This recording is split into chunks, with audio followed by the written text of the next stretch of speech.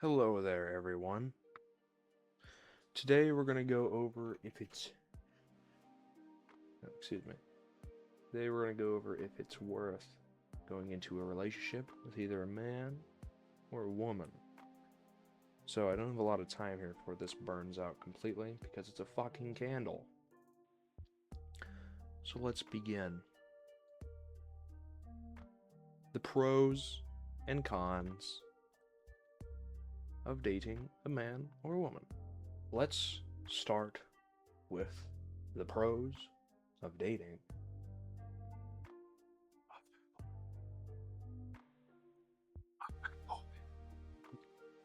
So, with the start of this, they may be comfortable expressing themselves and not feel bound by traditional gender roles, which is really good. They could either, be whatever they want. I'm not entirely sure on this project, but you might enjoy a shared interest in fashion, make it more aesthetics if that's what you're into. They can be as caring as anybody else, funny, supportive, the qualities you'd look for in any partner. And if you're attracted to the feminine presentation, it might align well with your preferences. Some potential cons, though, which aren't really true to everyone.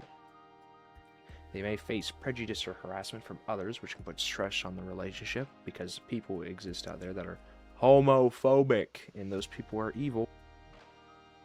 Getting some real Scrooge action in here. So, what are some, other cons? If you have very traditional expectations about gender roles, and there could be some compatibility issues, and like any relationship, differences in communication goals or lifestyles matter far more than appearance and presentation. But at the end of the day, your real questions to answer are, do you enjoy spending time together? Do you trust each other? Do your values and long-term goals match? Tomato, tomato here, gentlemen. And do you treat each other with respect? Those factors usually have a much bigger impact on a relationship than whether someone identifies or presents as a femboy. So let's go over the pros and cons of a big, beautiful lady with big tatted jugs. So let's start with the pros. Tattoos can be a unique form of self-expression and make someone stand out. If you're attracted to, curvier body types, it's obviously a plus for you.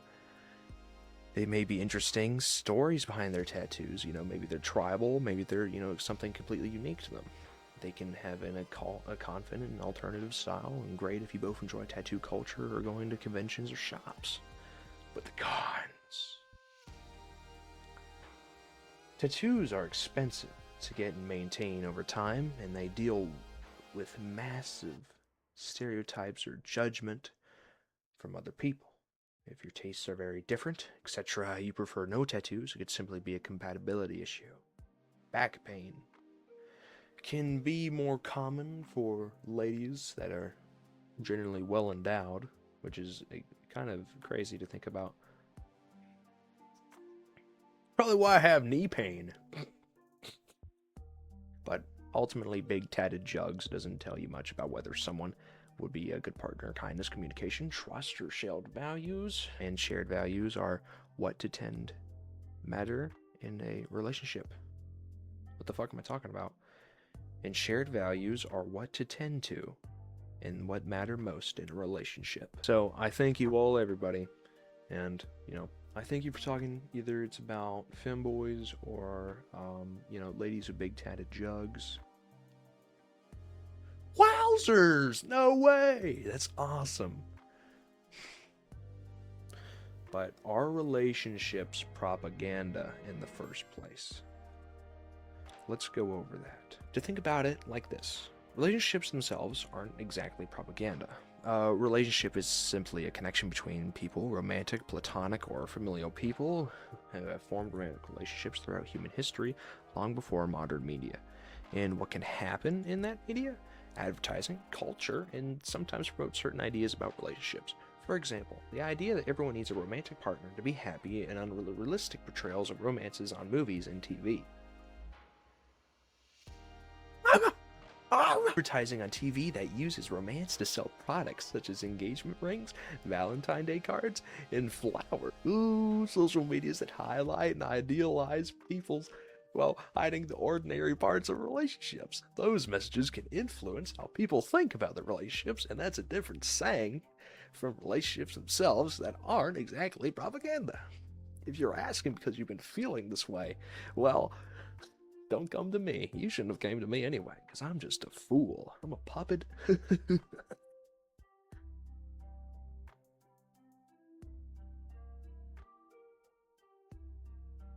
I'm alone.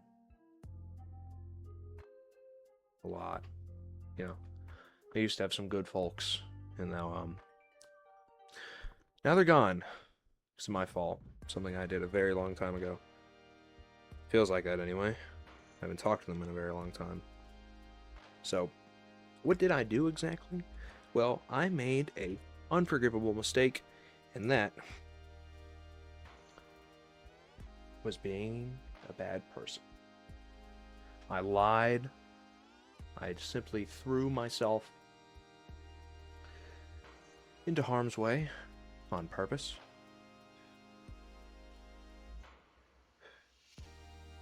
And now they're all gone.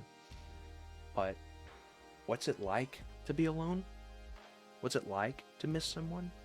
It's good and bad. An ache that brings you joy. You know, I think about them a lot, dreaming up these silly scenarios in great detail of us living together. Sure does bring me joy. But there's no helping in absence, you know?